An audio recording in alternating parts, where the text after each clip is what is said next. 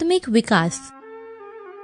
परंतु वह जानता है कि मैं कैसी चाल चला हूँ, और जब वह मुझे ता लेगा तब मैं सोने के समान निकलूंगा।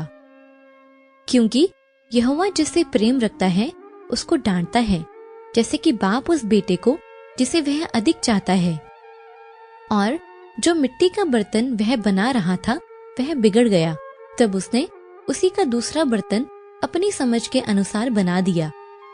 सो जिन दिनों में तेरा न्याय करूंगा, क्या उनमें तेरा हृदय दृढ़ और तेरे हाथ स्थिर रह सकेंगे? मुझ यहोवा ने यह कहा है, और ऐसा ही करूंगा। इसलिए जो कोई मेरी ये बातें सुनकर उन्हें मानता है, वह उस बुद्धिमान मनुष्य की नाई ठहरेगा जिसने अपना घर चट्टान पर बनाया। और नया दाखरस पुरानी मशकों में नहीं भरते हैं, क्योंकि ऐसा करने से मशकें फट जाती हैं और दाखरस बह जाता है और मशकें नाश हो जाती हैं। परंतु नया दाखरस नई मशकों में भरते हैं और वह दोनों बची रहती हैं। इसलिए जिसे बहुत दिया गया है उससे बहुत मांगा जाएगा, और जिसे बहुत सौंपा गया है उससे बहुत मांगेंगे। शमौन, हे शमौन, देख, शैतान ने तुम लोगों को मांग लिया है कि गेहूं की नाई फटके, परंतु मैंने तेरे लिए विनती की कि तेरा विश्वास जाता न रहे, और जब तू फिरे तो तू अपने भाइयों को स्थिर करना। अवश्य है कि वह बढ़े और मैं घटूं। मैं तुमसे सच सच कहता हूँ, जब तक गेहूं का दाना भूमि में पड़कर मर नहीं जाता वह अकेला रहता है, परंतु जब मर जाता है तो बहुत फल लाता है। जो डाली मुझ में है और नहीं फलती उसे वह काट डालता है, और जो फलती है उसे वह छांटता है ताकि और फले। तुम मुझ में बने रहो और मैं तुम में। जैसे डाली यदि दाखलता में बनी न रहे तो अपने आप से नहीं फल सकती, वैसे ही तुम भी यदि मुझ में बने न रहो तो नहीं फल सकते।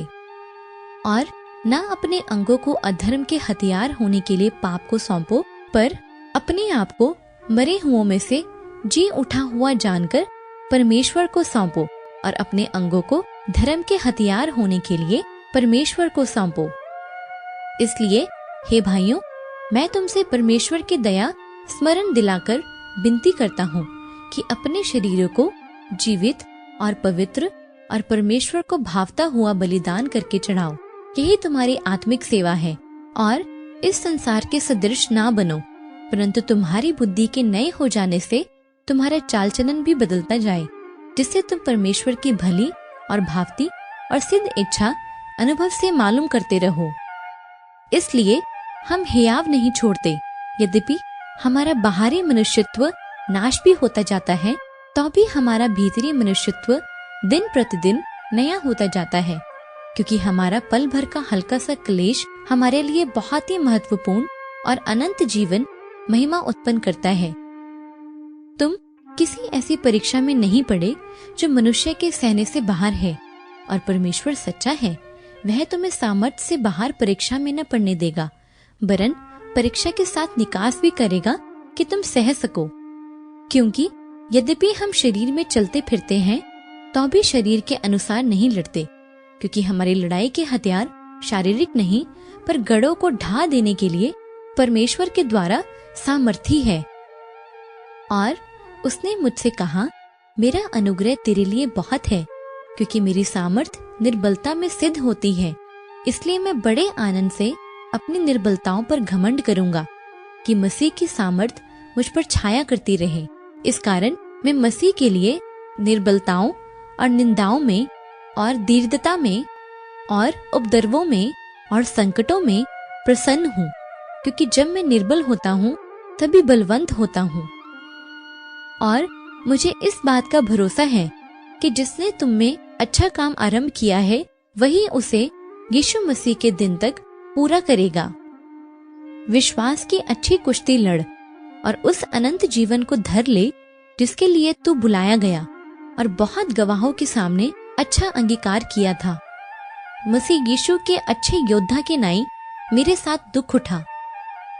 हे मेरे भाइयों, जब तुम नाना प्रकार की परीक्षाओं में पड़ो तो इसे पूरे आनंद की बात समझो, यह जानकर कि तुम्हारे विश्वास के परखे जाने से धीरज उत्पन्न होता है। इसलिए परमेश्वर के अधीन हो जाओ और शैतान का सामना करो, तो वह तुम्हारे पास से भाग निकलेगा। और इस कारण तुम मगन होते हो, यद्यपि अवश्य है कि कुछ दिन तक नाना प्रकार की परीक्षाओं के कारण उदास हो, और यह इसलिए है कि तुम्हारा परखा हुआ विश्वास, जो आग से ताए हुए नाशमान सोने से भी कहीं अधिक बहुमूल्य है, यीशु मसीह के प्रकट होने पर प्रशंसा और महिमा और आदर का कारण ठहरे। हे प्रियो, जो दुख रूपी अग्नि तुम्हारे परखने के लिए तुम्हें भड़की है, इससे यह समझकर अचंभा न करो कि कोई अनोखी बात तुम पर बीत रही है, पर जैसे जैसे मसीह के दुखों में सहभागी होते हो, आनंद करो, जिससे उसकी महिमा के प्रकट होते समय भी तुम आनंदित और मगन हो।